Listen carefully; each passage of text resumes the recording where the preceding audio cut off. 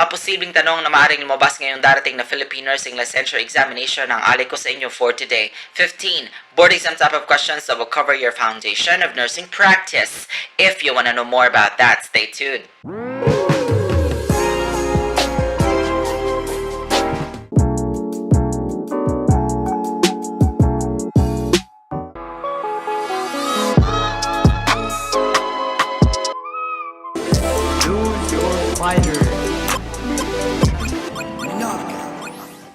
Welcome back to my channel. If you're new here, my name is Neil Gavin. I'm a registered nurse and I do have a degree in medical surgical nursing.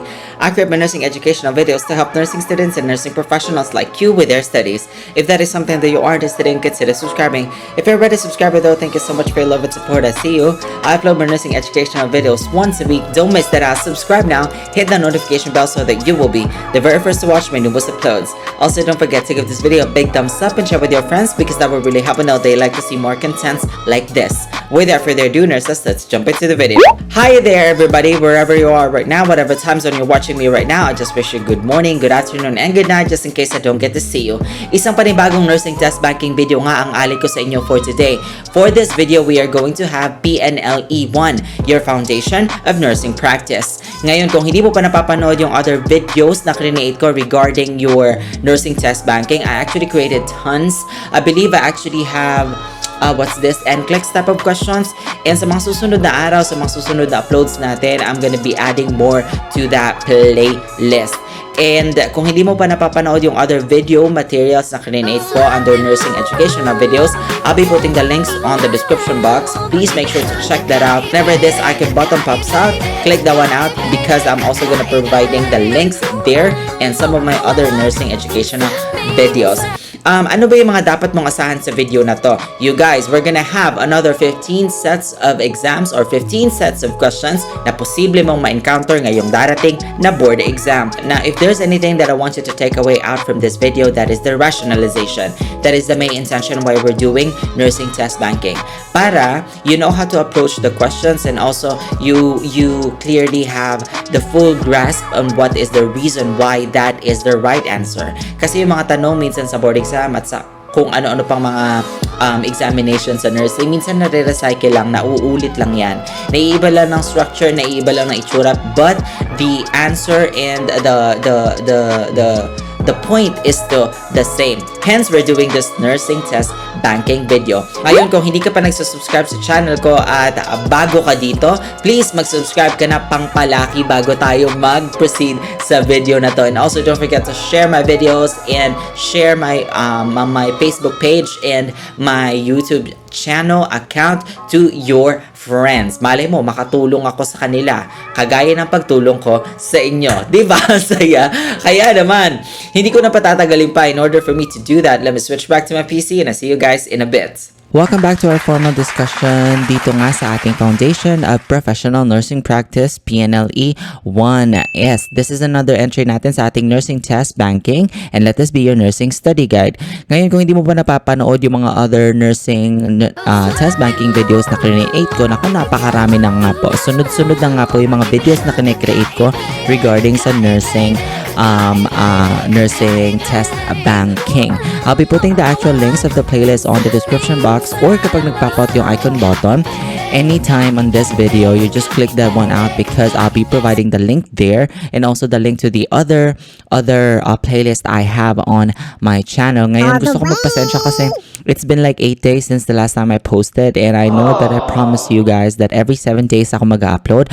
But you know, some things happen, like there's some challenges but anyways, I am back on track. So, handa na ba kayo? I-share ko na sa inyo yung ating objectives for today. So, every time we do a nursing test banking video, we only have two objectives or mission, okay? First, I will going to provide and discuss to you board exam type of questions, and then I will provide rationalization for each board exam type of questions, all right? So, let me give to you the instructions for today's examinations. You will be given 15 board exam type of questions. I'll be reading the questions and the choices for you. You have 5 seconds to answer each question. The answer is revealed instantly after each question with rationalization. Choose the letter of the correct answer, nurses. Good luck. Now, before I further proceed, papaalala ko lang nga po na the main intention of this video is for you to have the full grasp and full knowledge when it comes to the rationalization. Para paikot-ikutin ka man sa darating na board exam, which is this coming May. Tama ba? And December or November, I'm not so sure, but twice a year nga po ang ating board exam. So kapag na-encounter mo yung mga tanong, you are very much familiarized on how to approach them, okay? So take this as if you're taking the actual board exam. Handa na ba kayo? Hinga-hinga, pag ng mga lasmas sa gidli. Eto na talaga. Board exam type of question. Number 1, Nurse Amy has documented an entry regarding client care in the client's medical record. When checking the entry, the nurse realizes that incorrect information was documented. How does the nurse correct this error? So ito yung tanong, kung ikaw si Nurse Amy, tas may nakita ka dong mali doon sa documentation sa chart, tama?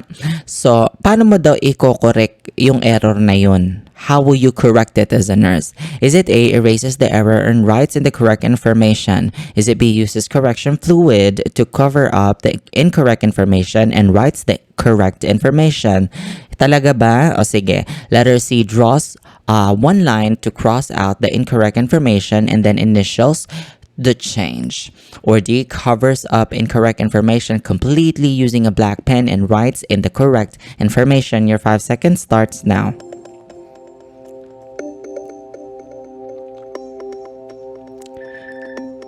Time's up, you guys. What is the answer? Very good. Who got this one right? Nako, ang gagaling nyo. Letter C.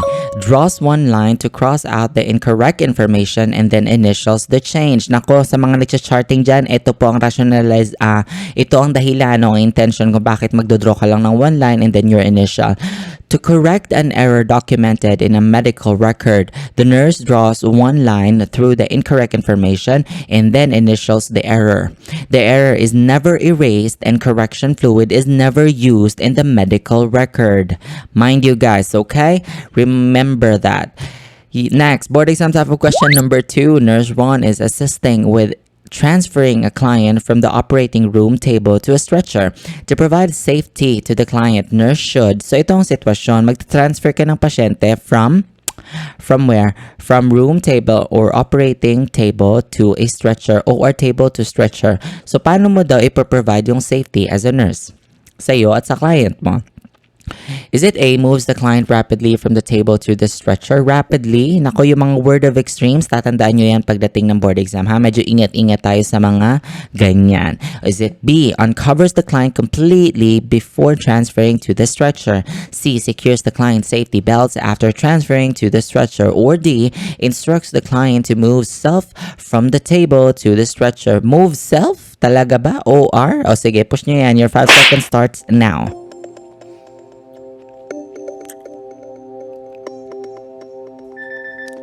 Time's up, you guys. What is your answer? Very good. Letter C, secures the client's safety belts after transferring to the stretcher. Bakit? During the transfer of the client after the surgical procedure is complete, the nurse should avoid exposure of the client because of the risk for potential heat loss. Hurried movements and rapid changes in the position should be avoided because these predispose the client to hypotension. Kasi nga, di ba, may induction of anesthesia tayo? At the time of the transfer from the surgery table to the stretcher, the client is still affected by the effects of the anesthesia. That's what I said earlier. Therefore, the client should not move self. Safety belts can actually prevent the client from falling off the stretcher. Fall is your number 1 priority when it comes to transferring patient from OR table to a stretcher in this type of situation. Nakuha yon? Nakuha. Board exam type of question number 3. Nurse Mirna is providing instructions to a nursing assistant assigned to give a bed bath to a client who is on contact precautions. Your situation, your client is on contact precautions and you're about to give a bed bath. Okay, let me continue. Nurse Mirna instructs the nursing assistant to use which of the following PPEs, protective items, when giving bed bath. Kapag ang pasyente mo naka-contact precaution at magbibigay ka ng bed bath, anong PPEs ang gagamitin mo? That is the question. Is it A, gown and goggles? Is it B, gown and gloves? Is it C, gloves and shoe protectors? Or D, gloves and goggles? Your 5 seconds starts now. Diba napakasimple ng tanong? Alright, time's up, nurses. What is the answer? Very good. Letter B. Gown and gloves. Bakit? Contact precautions require the use of gloves and gown if direct line contact is anticipated. Goggles are not necessary unless the nurse anticipates the splashes of blood, body fluids, secretions, or excretions may occur. Shoe protectors are not necessary. Hence, the answer is letter B. Nakuha yon? Nakuha. Board exam type of question number 4. Nurse Olivers is caring for a client with impaired mobility that occurred as a result of a stroke. Ano sitwasyon mo? Impaired mobility due to stroke. The client has right-sided arm and leg weakness, right-sided body weakness. The nurse would suggest that the client use which of the following assistive devices that would provide the best stability for ambulating. Assistive devices ang i-advise mo sa pasyenteng may right-sided body weakness due to stroke. Is it A, crutches? Is it B, single straight-legged cane?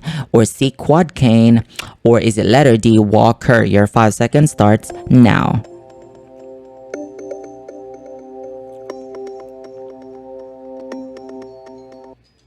Time's up, nurses. What is your answer? It is letter C. Very good. Quad cane. Crutches and walker can be difficult to maneuver for a client with weakness on one side. A cane is better suited for the client with weakness of the arm and leg on one side. However, a quad cane would provide the most stability because of the structure of the cane and because a quad cane has 4 legs. Hence, the answer is letter C. Nakakarami na ba kayo ng tamang sagot, you guys? Alright, so proceed na tayo. Board exam type of question number 5. A male client with a right pleural effusion noted on a chest x-ray is being prepared for thoracentesis. Nako, maisingit ko lang, meron nga po akong discussion about sa pleural effusion ha, under yun sa medical surgical nursing, where I break it down to you to the T. As in to the T. So watch that out kasi makakatulong yun sa pag-study mo, okay? So the client experiences severe dizziness when sitting upright. To provide a safe environment, the nurse assists the client to which position for the procedure.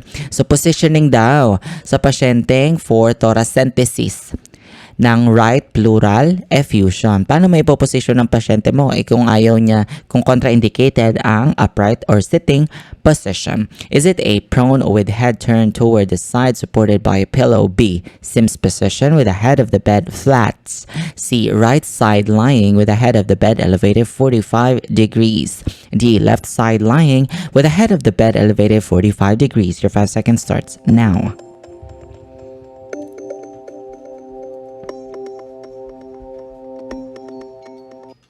Time's up, you guys. What is the answer? Letter D. Very good. Left-sided lying with the head of the bed elevated 45 degrees. To facilitate removal of the fluid from the chest wall, the client is positioned sitting at the edge of the bed, leaning over the bedside table with the feet supported on a stool. If the client is unable to sit up, the client is positioned lying on bed on the, mind you guys, unaffected side with the head of the bed elevated 30 to 45 degrees. Hence the picture, okay?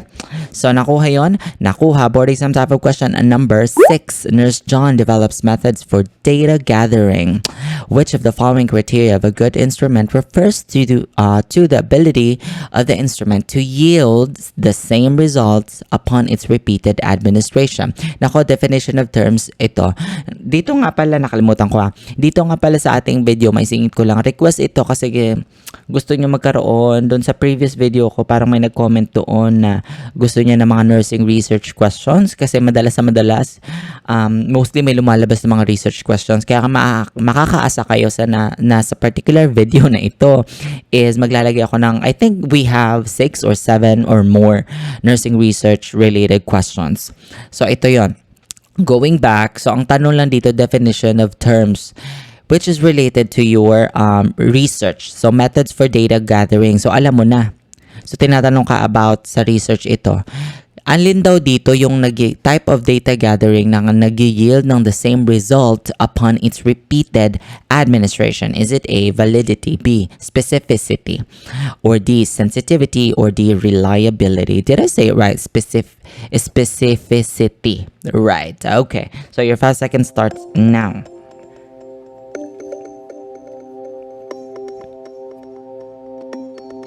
Time's up, nurses. What is your answer? Very good. Reliability. Reliability nga po is the right answer because this is defined as the consistency of the research instrument. It refers to the repetibility of the instrument in extracting the same responses upon its repeated administration.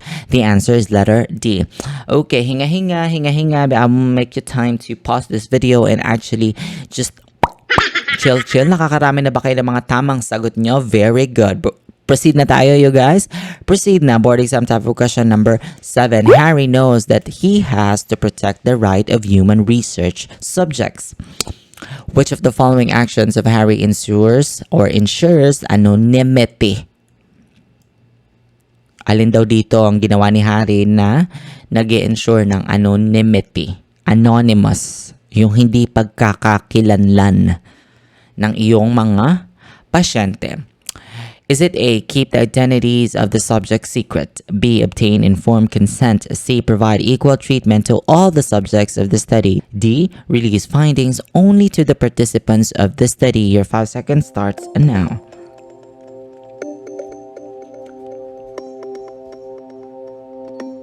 Time's up, nurses. What is the answer? Letter A. Keep the identities of the subject secret. Keeping the identities of the research subject secret will ensure anonymity because this will hinder providing link between the information given to whoever is its source. Alright? The answer is letter A. Alright, board exam type of question number 8. Patient's refusal to divulge information is a limitation because it is beyond the control of Tiffany. Tiffany is the nurse. So what type of research, tinatanong ka, anong klase ng research daw is appropriate for this study? So kapag ang pasyente mo is ayaw i-share yung kanyang information sa madlang people, anong klase ng research ang appropriate sa study mo? Another nursing question, is it A, descriptive, correlational, B, experimental, C, quasi-experiment, or D, historical? Your 5 seconds starts now.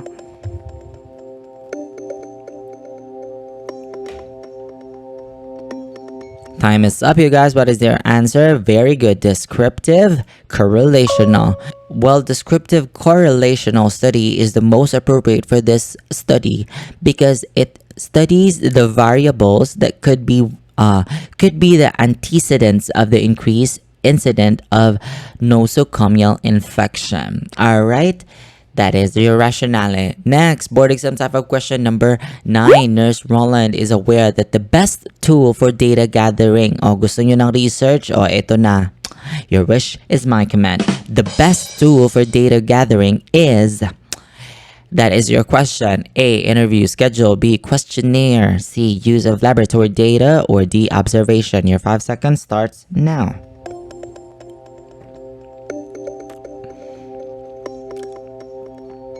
Time's up, nurses. What is the answer? Very good. C, use of laboratory data. Incidence of nosocomial infection is best collected through the use of biophysical or biophysiologic measures, particularly in vitro measurements. Hence, laboratory data is essential. Nakuha yon? Nakuha. Nako, last 6 questions na tayo. Pag. Make this one count. Board exam type of question number 10. Monica is aware that there are times when only manipulation of study variables is possible and the elements of control or randomization are not attended. Which type of research is referred to this? So kapag daw, when only manipulation of study variables is possible, anong klase ng research study daw yun? Is it A, field study? Is it B, quasi-experiment? C, Solomon 4 group design? Or D, post-test only design? Your 5 seconds starts now.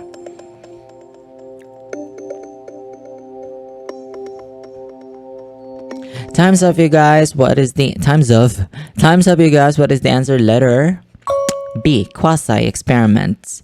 Well, quasi-experiment is done when randomization and control of the variables are not possible, period. Board exam type of question number 11. Cherry notes down ideas that were derived from the description of an investigation written by the person who conducted it. Which type of research or reference resource refers to this? Kapag daw you note down ideas where you derived or where you get the information, and you give them the description, anong klase daw ng reference source yon? Ako, research question na naman to. Is it A, footnote? Is it B, bibliography? C, primary source? Or D, endnotes? Your 5 seconds starts now. You said you want research questions? Here they are. Alright, what is the answer? It's letter C, primary source. This refers to a primary source which is a direct account of the investigation done by the investigator. In contrast to this is a secondary source which is written by someone other than the original research. Nako, mga klase ito ng mga sources of references or sources of data. Alright, so who got this one right? Very good. Kudos to you. Board exam type of question number 12. Last 3 questions na nga tayo. Or 4. So when Nurse Trish is providing care to this patient, she must remember that her duty is bound not to doing any action that will cause the patient harm. This is the meaning of the bioethical principle. Bioethics, nurses. So ito yung key term mo dito. Doing any action or not doing any action that will cause patient harm. Ano yun? Anong principle sa bioethics yun? Ako, basahin mo to. Is it A, non-maleficence, B, beneficence, C, justice, or D, solidarity? Your 5 seconds starts now.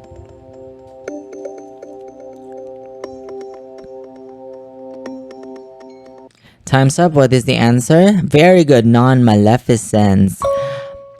Well, non-maleficent means do not cause harm or do any action that will cause any harm to the patient or client. To do good is referred to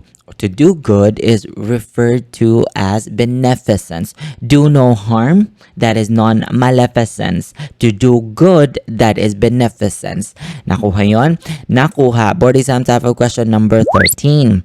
When a nurse in charge causes an injury to a female patient and the injury caused becomes the proof of negligent act, the presence of the injury is said to exemplify the principle of ano daw yon?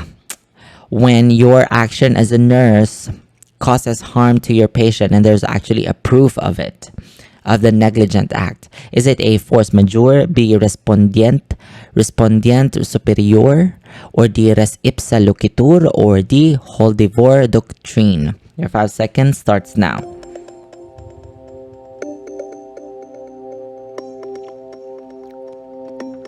Ako, mga bioethics ito. Letter C is the right answer. Res ipsa loquitur. Res ipsa loquitur literally means the thing speaks for itself. Kagaya nitong x-ray na to, may nakalagay na may naiwang gunting. So in x-ray, so nakitang gunting. So act yan na proof, clear proof of negligent act. So this means in operational terms that the injury caused is the proof that there was a negligent act. Period. Last 2 questions, nurses. Make this one count. Board exam type of question number 14. Nurse Mirna is aware that the Board of Nursing has a quasi-judicial power. An example of this power is, so tinatanong ka, alin dito ang example ng iyong quasi-judicial power? Is it A, the board can issue rules and regulations that will govern the practice of nursing? Is it B, the board can investigate violations of the nursing law and code of ethics? C, the board can visit a school applying for a permit in collaboration with CHED, Commission of Higher Education? Or D, the board prepares the board Or D, the board prepares the board examinations? Your 5 seconds starts now. Alin daw dito ang example ng quasi-judicial power? O di syempre, letter A, the board can investigate violations of the nursing law and code of ethics. Quasi-judicial power means that the Board of Nursing has the authority to investigate violations of the nursing law and can issue summons, subpoena, or subpoena duces tecum as needed. Bago ko i-reveal ang ating last question, gusto ko lang kayong i-invite na please like and share my Facebook page and also my YouTube channel to your social media platforms para naman mas marami ang makaalam at dumami ba tayo ng dumami, okay? Kung hindi ka pa nagsasubscribe, mag-subscribe ka na, pampaswerte, pampa-good vibes, okay? Alright. Board exam type of question number 15. Ronald plans to conduct a research on the use of new method of pain assessment scale. Which of the following is the second step? The second step in conceptualizing phase of the research process. Ang daming binigyan ka lang ng backstory, pero ang tanong lang naman dito is, what is the second step in conceptualizing phase of research process?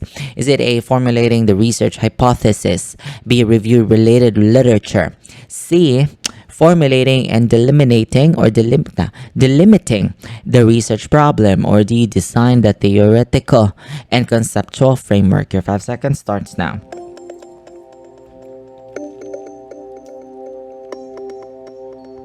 Time's up, nurses. What is the answer? Letter V. What is the answer? Letter B. Review related literature. What is wrong with me today? After formulating and delimiting the research problem, the research conduct a review of related literature to determine the extent of what has been done on the study by previous researchers. Alright, so dyan na nga natatapos ang ating discussion at ang ating nursing test banking video for today. Thank you so much for watching. Please like, share, and subscribe to my channel for more nursing educational videos. Let me know if you have other nursing topics that you want us to do. Comment it down below. Abangan nyo nga po yung next video natin after 7 days. Pakilagay ang score nyo sa baba. No shame, no shame, no shame. Pinaghirapan mo yan. Again, the goal of this video is to actually help you guys be familiarized on how are you going to approach the board exam and to be familiarized as well with the rationalization. I hope you guys had fun and enjoyed this discussion for today. Tulungan nyo na nga ako ipamalita sa Radyong Sira ang pinakabago, pinaka-fresh at ang pinaka-libreng nursing review center sa balat ng YouTube. And I'll see you again next time. Thank you so much, you guys, for watching. Hope you learned something. Helping grow my channel. You are already here. You might as well subscribe. Hashtag Team Kulto. Give this video a big thumbs up and share with your friends. Let me know what you guys think. You put them down in the comment section below. Also, don't forget to check out the other playlists I created for you. I'll be putting the links on the description box. So simply click this icon button right here. Let's connect. Follow me on all my other social media accounts. Everything is at Neil Gave except for my TikTok account, which is Neil Gave Official. I'll see you again next time. You have a good one.